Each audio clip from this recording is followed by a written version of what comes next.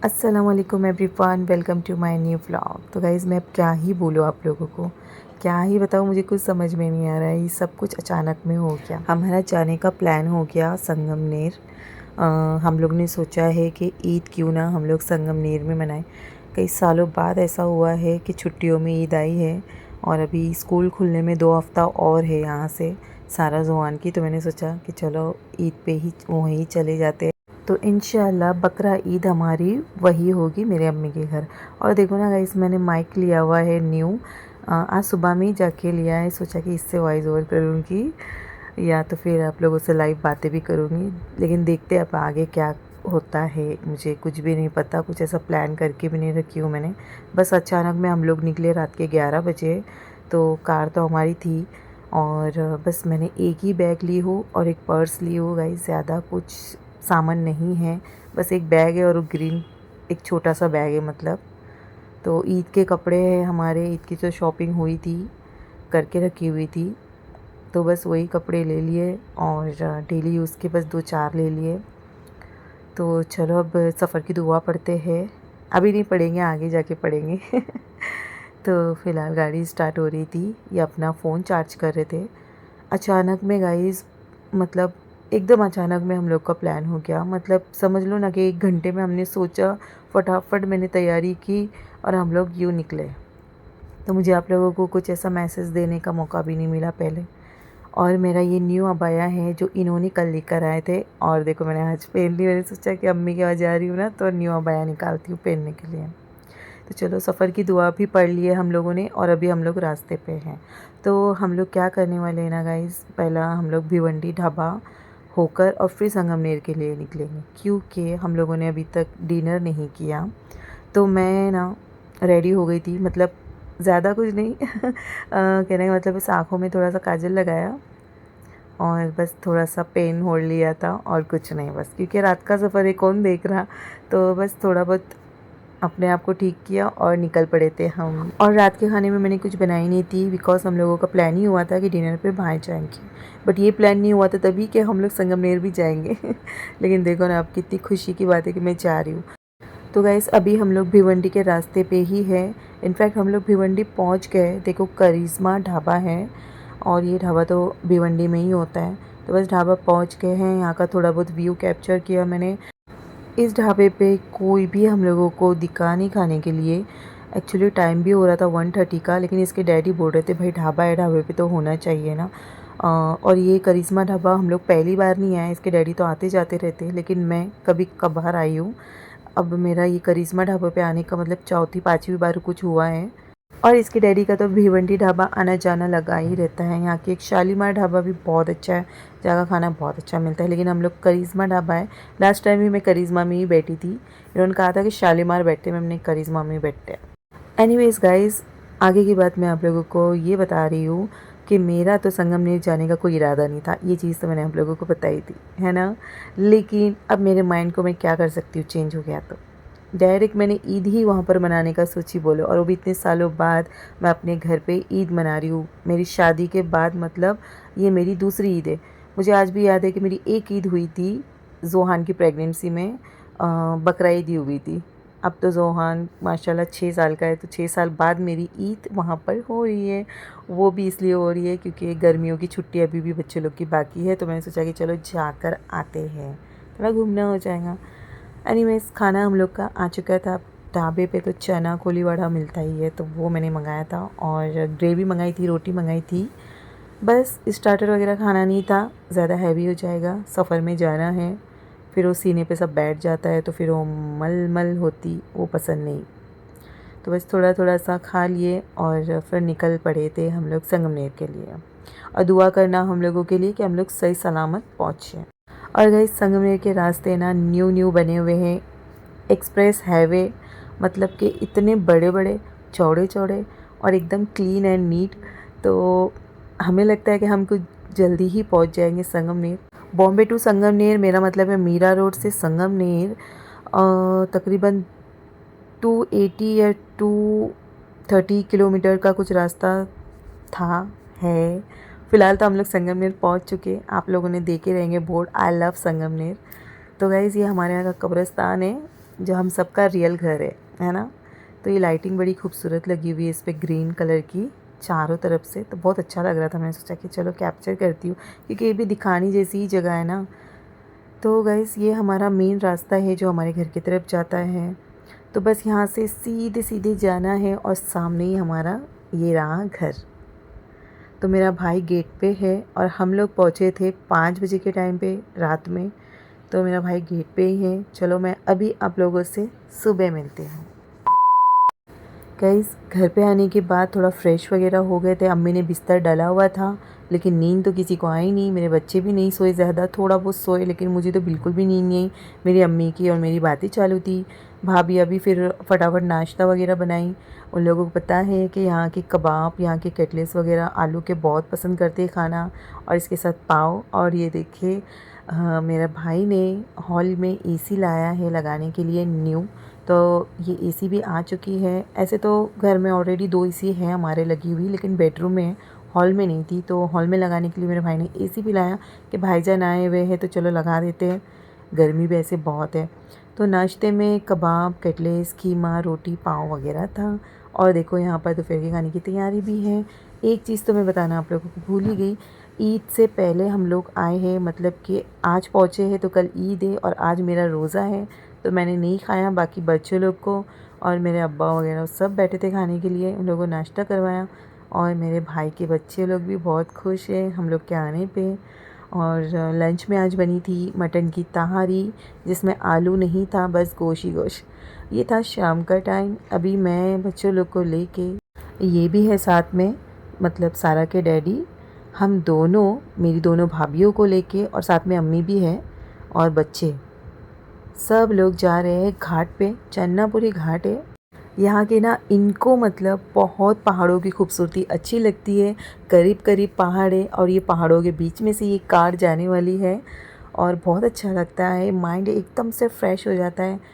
और हम लोग जब भी संगमनेर आते हैं ना तो चन्नापुरी घाट ज़रूर जाते हैं, बिकॉज़ इनको ज़्यादा जाना यहाँ पर पसंद, और इनके साथ फिर मैं भी होती हूँ, बच्चे और फिर मेरे घर वाले भी होते हैं। तो गाइज़ ऐसा है कि कल ईद है, बकरा ईद, तो ईद से पहले का रोज़ा। ऐसे तो मेरी अम्मी ने पूरे 10 रोज़े रखे, मुझसे 10 नहीं हो पाए, मैंने सिर्फ 3 ही रोज़े रखे। वैसे आज भी हमारा रोज़ा ही है, तो सोचा है कि रोज़ा भी यहीं पर खोलेंगे, बच्चे लोग थोड़ा यहाँ पर खेल भी लेंगे।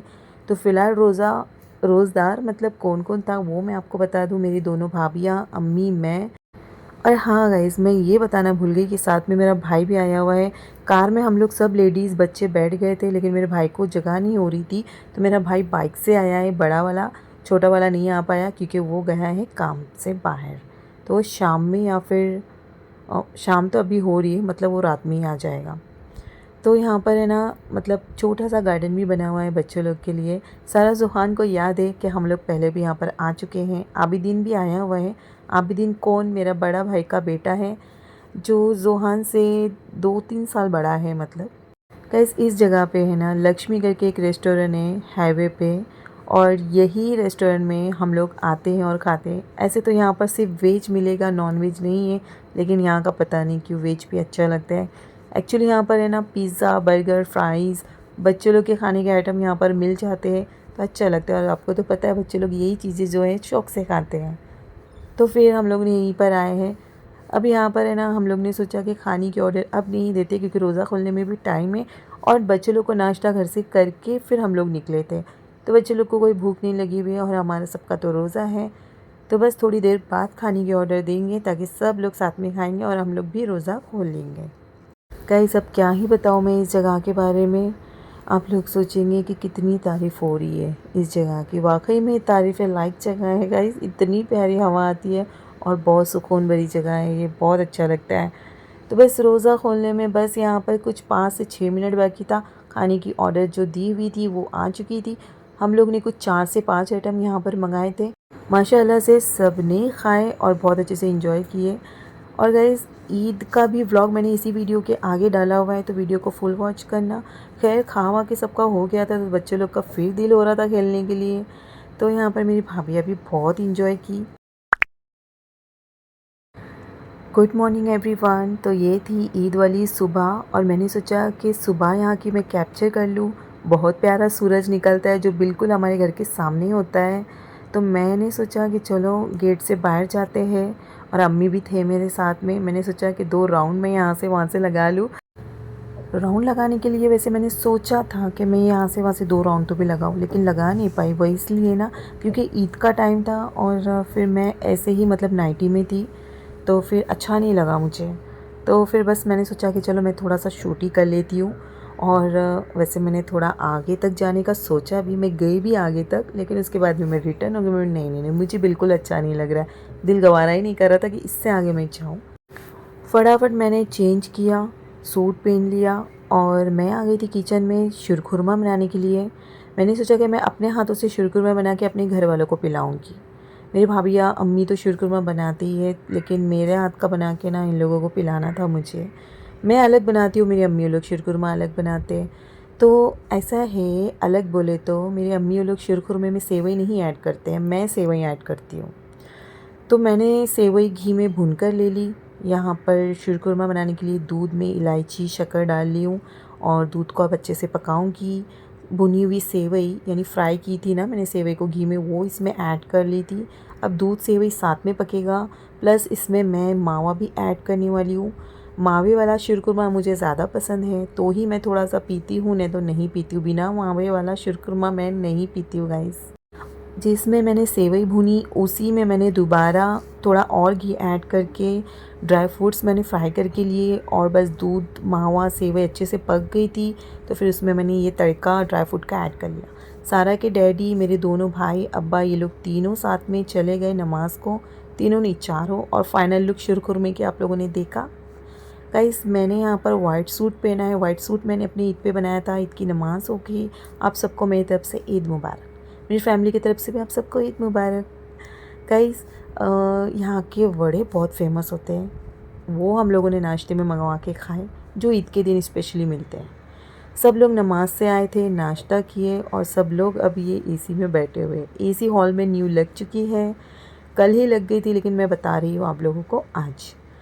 तो गाइज़ अब ऐसा है कि ये कर्टन है प्लास्टिक वाला, जो हॉल में लगाना ज़रूरी है क्योंकि एसी लग चुकी है हॉल में, तो पास हो रही थी हॉल से बाहर एसी की हवा, तो इसके लिए यहाँ पर एक कर्टन लगाना ज़रूरी है।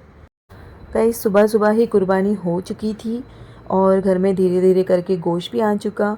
तो अब यहाँ पर है ना बांटने की सबसे पहले तैयारी हो रही थी। तो यहाँ पर सबके पैकेट्स मेरा भाई और मैं बना रहे थे, और सब लोगों को इतना गोश्त तो दिया कि वो 2 टाइम का खाए, मतलब 2 टाइम का खाना बनाए। सुबह में बना रहे हो तो रात का भी बन जाए उन लोगों का, है ना। तो इतना गोश्त हम लोगों ने बांटा, और जैसा गोश्त घर में आया ना वैसे हम लोगों ने पैकिंग करना स्टार्ट कर दी थी। हम नहीं चाहते कि गोश्त बांटने में लेट हो, बस सबके घर जल्द से जल्द गोश्त पहुँचे और बन जाए उन लोगों के घर में भी खाना जल्द से जल्द, इंतज़ार ना करना पड़े। गाइस मेरा और मेरी बेटी का सेम जोड़ा स्टिच करवाया हुआ था ईद का। हम दोनों ने सेम पहना था और घर में सबको बहुत पसंद आया हम लोगों का जोड़ा, बहुत अच्छा लगा था मतलब। तो गाइस यहाँ पर कबाब बनाने की तैयारी हो रही थी, जिसमें कीमा था मटन का, अदरक लहसुन का पेस्ट, हरा धनिया, हरी मिर्ची का दरदरा सा पेस्ट, और बेसन डाला हुआ है। थोड़ा सा डालना है, ज़्यादा नहीं। गोश्त की क्वांटिटी ज़्यादा है, और नमक डाला है टेस्ट के हिसाब से, बस और कुछ नहीं डालना। अच्छे से मिला लेना है और गरम गरम ऑयल में इसको फ्राई करना है। छोटे छोटे साइज़ में बनाने हैं और अच्छे से फ्राई करना है। और ये कबाब मेरे घर के बहुत ज़्यादा फेमस है, बिकॉज़ मेरी भाभी बहुत टेस्टी बनाती है ये कबाब, बाहर से भी ज़्यादा अच्छे बनाती है।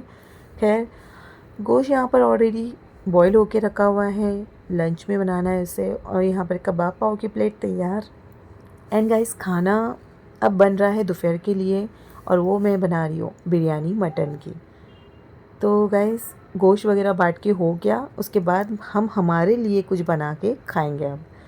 तो यहाँ पर मैंने खड़े मसाले फ्राई करके लिए, प्याज डाली। गाइस मेरी दोनों भाभियाँ ने मुझे कहा कि बाजी तुम अपने हाथ से बघारना बिरयानी, हम लोग तुमको सब करके देंगे, बस तुम अपने हाथ से बनाना। वैसे तो मेरी भाभियाँ भी बहुत मज़ेदार बिरयानी बनाती है, इनको पर्सनली बहुत पसंद आती है, लेकिन इन लोगों को मेरे हाथ की खानी है तो फिर मैं कैसे नहीं बनाऊँगी। वाह तो थोड़ी लूटूंगी ना ईद वाले दिन अपनी खुद की। तो फिर मैंने क्या किया, प्याज को पिंक किया, उसमें हरी मिर्ची का पेस्ट, अदरक लहसुन का पेस्ट ऐड किया। सूखे मसाले भी डालने हैं। मटन बिरयानी मैं बहुत सिंपल बनाती हूँ, है ना, बाहर के मसाले ऐड करती हूँ एक ही, वो है मीट मसाला। बस बिरयानी मसाला नहीं ऐड कर रही हूँ, मीट मसाला ऐड कर रही हूँ जो एवरेस्ट का होता है। और फिर मैंने इसमें टमाटर ऐड कर लिए। बस मसाले की भुनाई अच्छे से की हुई होनी चाहिए। गाइस ये हाथ मेरा जला हुआ है और ये मेरे घर पे ही जला था, तो दाग मैं आप लोगों को बता रही थी। तो गाइस यहाँ पर मटन की भुनाई मैंने करनी है अब मसालों में। तो बॉयल मटन मैंने इसमें ऐड किया। अब कुर्बानी का गोश्त है तो गोश्त और ज़्यादा डाला जाएगा। गाइस थोड़ा सा सूप भी ऐड किया मैंने। बस मसाला बन रहा है, चावल एक साइड बॉयल होने के लिए मैंने रखी हूँ। और बस अब मैंने यहाँ से आगे ज़्यादा कुछ शूट नहीं किया था, बस कुकिंग का ही मैंने शूट किया। और बाकी की और वीडियोस आएगी, बस उसके लिए थोड़ा सा वेट करना पड़ेगा, लेकिन डालूँगी मैं। और शॉर्ट वीडियो भी आप लोग मेरी ज़रूर देखा करें, शॉर्ट वीडियो भी मैं अपलोड करती रहती हूँ। खैर मसाला बन गया था, राइस ऐड कर लिए और कलर मैंने इसमें 2 तरह के ऐड किए, ग्रीन रेड। और मैंने ऑयल निकाला था मसाले से, वो ऑयल मैं चावल के ऊपर से ऐड कर रही हूँ, धनिया पुदीना ऐड करके। अब चाहो तो कोयले का स्मोक भी दे सकते हो, लेकिन मैंने नहीं दिया। और बस इसको फाइनली दम दे देंगे। इसके साथ मस्त वाला कचुम्बर बनाया हुआ था भाभी ने। बस गाइस बिरयानी यहाँ पर बन जाती है, सबको सर्व करेंगे और इंशाल्लाह फिर मिलेंगे आप।